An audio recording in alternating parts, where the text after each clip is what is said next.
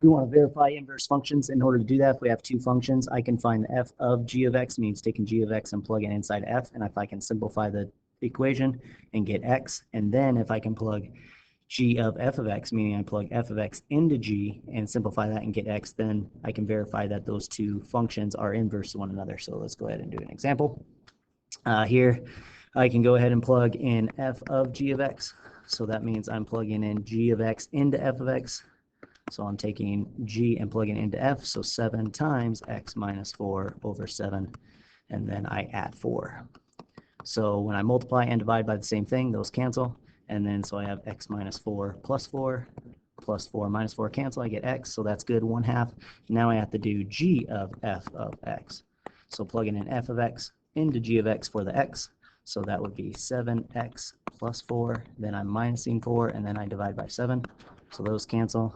So then I get 7x over 7, I cancel those, and I also get x. So these four both get x, so these two are inverse functions. So you could pause this video and try this on your own. So when I go ahead and plug in k of x into h of x, okay, of x, square root of x, which is x minus 13 squared plus 13. These do not directly cancel out because I have to square root that.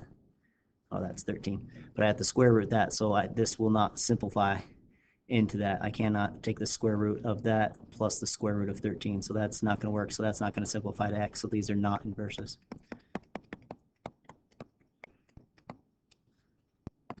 Okay, here goes your second example, verifying inverse functions.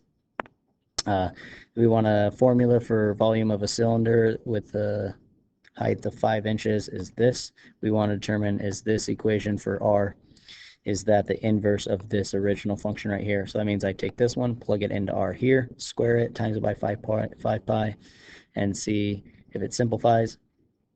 And then vice versa, I'm going to take this equation for v right here, and I want to plug that in for v and see if that simplifies.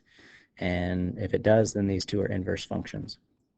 So here's my volume equation, 5 pi times r squared. Well, here's my r. My r is the square root of v over 5 pi.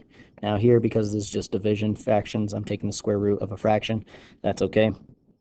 So this square root and squared are going to cancel out, so I get v over 5 pi divided by 5 pi, and then I'm timesing by 5 pi. All right, so those will cancel, so I just get v, so that's great.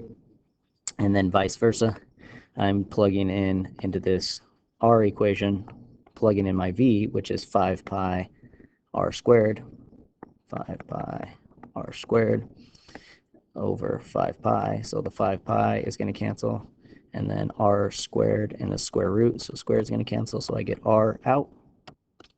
So we can say that these two are inverses of each other. So they are inverse of each other because we simplified, we got the variable v, and we simplified, we got the variable r. So we're good there. All right, do your check.